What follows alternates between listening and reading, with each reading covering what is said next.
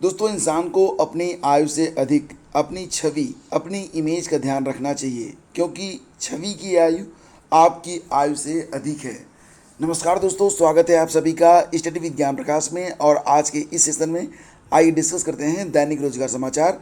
तो देखिए फ्रेंड्स, एक बड़ी खबर निकल कर सामने आ रही है कि 3000 पदों पर भर्ती की तैयारी। एलटी ग्रेड शिक्षक आयोग को मिला अध्याचन, अर्हता स्पष्ट न होने से अभी विज्ञापन जारी नहीं हो सका है। तो प्रदेश के राजकीय इंटर कॉलेजों में एलटी ग्रेड शिक्षक के लिए 3000 पदों पर भर्ती की तैयारी चल रही है। यूपीपीएससी को इन पदों पर अध्याचन भी मिल चुका है, लेकिन विभिन्न विषयों में अर्हता स्पष्ट न होने के कारण नई भर्ती का विज्ञापन अभी जारी नहीं हो सका है। आपने देखा था कि पिछली बार हिंदी के लिए और कला विषय के लिए, कुछ अन्य विषयों के लिए भी जो अर्हता थी वो स्पष्ट न होने से मामला कोर्ट में गया था और एक लंबी प्रक्रिया जो है चली थी कोर्ट में, और उसके बाद फिर इस पर अंतिम रूप से निर्णय लिया जा सका था। तो यहाँ पर इस बार आयोग ये चाहता है कि सारे बिंदु पहले से ही स्पष्ट हों, ताकि ये जो भर्ती है वो कोर्ट में न जाए। तो आयोग को एलटी ग्रेड शिक्षक के लिए कुल 1207 पदों पर अध्याचन काफ़ी पहले मिल चुका था। जो नए अध्याचन मिले हैं, अगर उसको ऐड कर लिया जाए तो लगभग 3000 पदों पर आयोग को अध्याचन मिल चुका है। अभी जो पुराने रिक्त पद हैं, जो पिछली 2018 की भर्ती थी जिसमें 10,768 पद थे, तो उसमें भी 3-4 हज़ार के आसपास पद रिक्त हैं। उन पदों को अभी इसमें ऐड नहीं किया गया है। तो मतलब अगर उनको ऐड किया जाए तो लगभग 7,000 के आसपास एलटी ग्रेड के पद हो सकते हैं। फिलहाल 3,000 पदों पर ये जो अध्याचन प्राप्त हुआ है, इस पर भर्ती की तैयारी चल रही है। और सबसे पहले इस बार जो अर्हता है उसको क्लियर कट स्पष्ट करना चाहता है आयोग, और इसके लिए संबंधित विभागों को जो रिक्वेस्ट भेज दी गई है कि अर्हता से संबंधित सभी नियमों को बिल्कुल क्लियर कर दिया जाए। तो हाई कोर्ट के आदेश के अनुपालन में इस बार आयोग को एलटी ग्रेड शिक्षक भर्ती के विज्ञापन में अर्हता संबंधी नियमों और शर्तों को पूरी तरह से स्पष्ट करके ही विज्ञापन को जारी करना है। एलटी ग्रेड 2018 की भर्ती में कई विषयों में अर्हता स्पष्ट न होने के कारण जो विवाद हुआ था वो इस बार ना हो, ये प्रयास किया जा रहा है।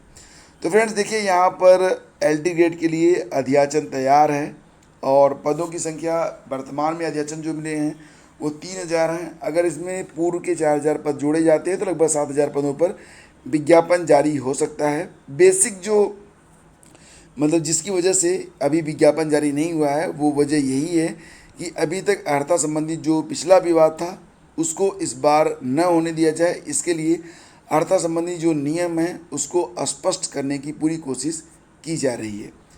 और अगर आगे बढ़ें तो अगली खबर देखिए, ये और भी इम्पोर्टेंट है। टीजीटी पीजीटी विज्ञापन जारी करने की मांग। तो देखो फ्रेंड्स, यहाँ पर जो अभ्यर्थी हैं वो मांग कर रहे हैं कि टीजीटी पीजीटी 2021 का जो 22 का जो विज्ञापन है वो यथाशीघ्र जारी किया जाए। लेकिन यहाँ पर एक बड़ी अड़चन और भी सामने आ रही है कि अभी माध्यमिक शिक्षा परिषद में मतलब जितने भी पद हैं लगभग 10 होते हैं सदस्य, उसमें से 5 ही सदस्य पिछले 2 साल से कार्यरत थे, वो भी एक्सटेंडेड टाइम उनको दिया गया था। तो उनका जो कार्यकाल था वो भी अप्रैल में 8 अप्रैल को समाप्त हो चुका है। तो इस समय कोई भी सदस्य है नहीं। तो ऐसी स्थिति में जो विज्ञापन है वो कैसे जारी किया जाए, एक बड़ा सवाल है। अब सरकार के पास 2 रास्ते हैं, या तो उत्तर प्रदेश का जो शिक्षा सेवा आयोग है उसको यथाशीघ्र स्टार्ट किया जाए, या तो ये जो रिटायर हो चुके हैं जो सदस्य, इनका कार्यकाल एक्सटेंड किया जाए, या फिर दूसरी बड़ी बात यह है कि जो नए सदस्य हैं उनको तत्काल भरा जाए, तभी ये विज्ञापन जारी हो सकता है। तो हालांकि अभी अगर विज्ञापन के बारे में बात करें तो टीजीटी पीजीटी विज्ञापन जारी करने की मांग अभ्यर्थी कर रहे हैं।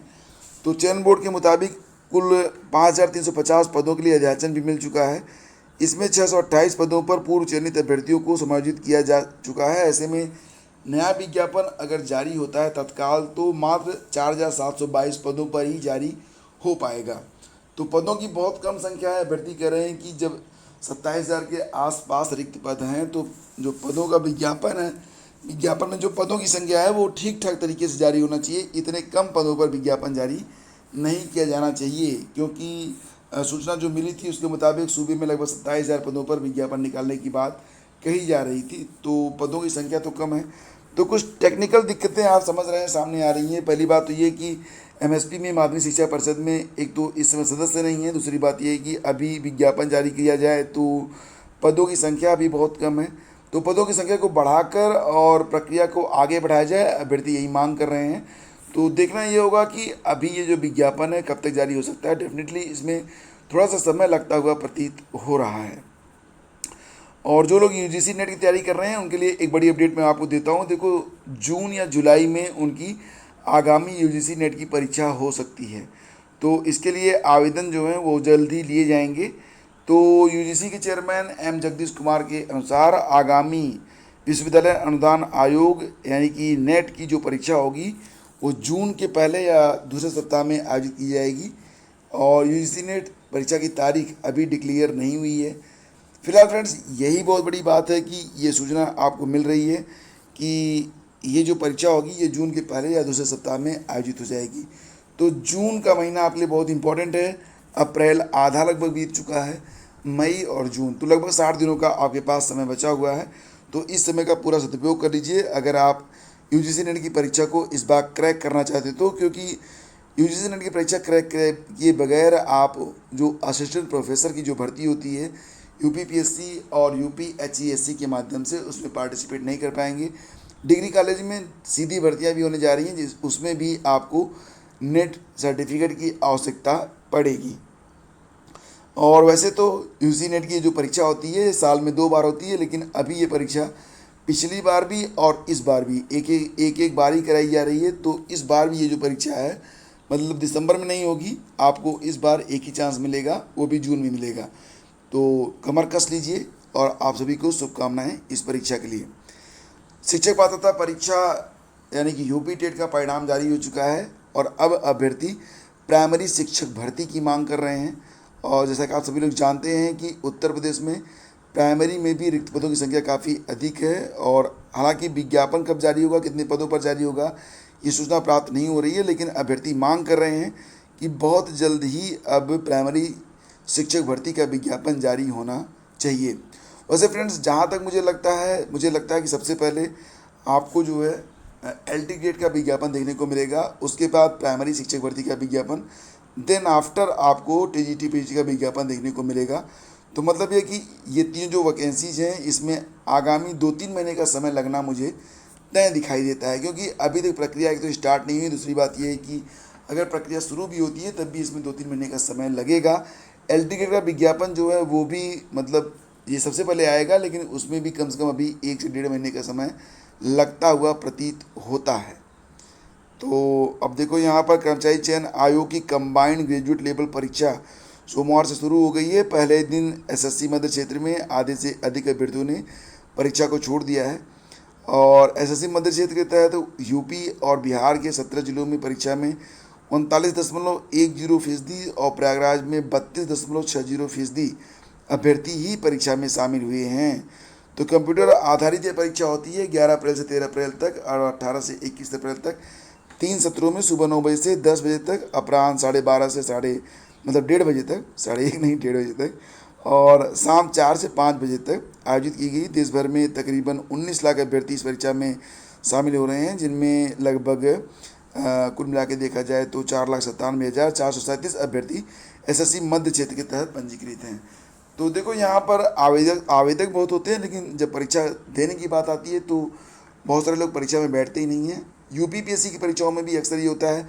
और हाँ, यूपीपीएससी से याद आया कि यूपीपीएससी में आज लास्ट डेट है रजिस्ट्रेशन और फीस जमा करने की। अगर आज आप रजिस्ट्रेशन नहीं कर पाएंगे तो याद रखना कि फिर आप यूपीपीएससी का फॉर्म नहीं भर पाएंगे। तो रजिस्ट्रेशन और फीस जमा करने की आज लास्ट डेट है, तो ये काम आज ज़रूर कर लेना। अगर ये काम कर लोगे तो उसके बाद चाहो तो आज ही फॉर्म कंप्लीट कर लो, चाहे तो 1-2 दिन का समय भी आपको मिलेगा, तो उस समय का लाभ भी आपको मिलेगा। लेकिन यूपीपीसीएस के बारे में थोड़ी सी जानकारी मैं आपको अवेलेबल करवाई देता हूँ, जो लोग पहली बार इस परीक्षा में शामिल हो रहे हैं। सबसे पहले तो ये कि पदों की संख्या कितनी है, 250 है। इसमें जो एसडीएम के पद होते हैं, सबसे चार्मिंग पद, उनकी संख्या 39 है। और डीवाईएसपी जिनको सीओ कहते हैं आप, उनकी जो संख्या है वो 93 है। एसडीएम 39 पद, डीवाईएसपी के 93 पद, कुल 250 पद इन पदों में अगर देखा जाए तो डाइट लेक्चरर का भी पद है, जिसके लिए अगर आप बीएड और पीजी हैं तो आवेदन कर पाएंगे। और वही कई अन्य पद हैं जो कि काफ़ी शानदार होते हैं डाइट, और इसमें हाँ बीएससी का भी पद है, ठीक है। तो ये ऐसे पद हैं, और इसमें एक प्री की परीक्षा होती है जो कि 12 जून को होगी। उसके बाद फिर मेंस की परीक्षा होगी, फिर इंटरव्यू होगा। तो 12 जून को प्री की परीक्षा है, और इसमें रजिस्ट्रेशन की आज लास्ट डेट है, यानी कि 12 अप्रैल को रजिस्ट्रेशन का लास्ट डेट है। और अगर आप आज रजिस्ट्रेशन करके फीस जमा कर देंगे तो आप फॉर्म को आज से लेकर अगले 1-2 दिनों में कंप्लीट कर पाएंगे। और इसके लिए आपको बता दें, प्री की जो परीक्षा होती है उसमें जीएस और सी सेट का एक पेपर होता है, ठीक है। जो सी सेट है ये 33% नंबर इसमें आपको लाने होते हैं, क्योंकि मात्र क्वालिफाइंग है। जीएस में कुल मिला के जितने प्रश्न आप हल करेंगे उसी के आधार पर आपको मुख्य परीक्षा के लिए शॉर्ट लिस्ट किया जाता है। तो ये थोड़ी सी जानकारी है किसके लिए, यूपी पीसीएस 2022 के लिए। तो आवेदन की आज लास्ट डेट आप मान सकते हैं, आवेदन कर लीजिएगा अगर आवेदन करना चाहते हैं तो। और वहीं पर देखिए यहाँ पर यूपीपीएससी ने प्रारंभिक शिक्षा अध्यापन सेवा परीक्षा 2021 के लिए साक्षात्कार का कार्यक्रम घोषित कर दिया है, और आयोग ने 5 अप्रैल को लिखित परीक्षा का परिणाम जारी किया था। 2228 अभ्यर्थियों को औपबंधिक रूप से साक्षात्कार में शामिल होने के लिए सफल घोषित किया गया था। तो प्राविधिक शिक्षा सेवा भर्ती के लिए जो इंटरव्यू हैं वो 19 तारीख से स्टार्ट हो रहे हैं। तो हालांकि इसमें पदों की संख्या मतलब ठीक ठाक है, लेकिन उसके बावजूद जो अभ्यर्थी होते हैं कम होते हैं।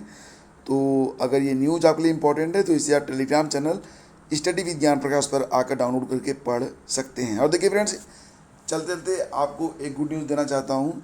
2 डोज तो आपको लग चुकी होगी कोविड की जो वैक्सीन होती है, और इसका खासा जो असर है वो दिखाई भी दे रहा है।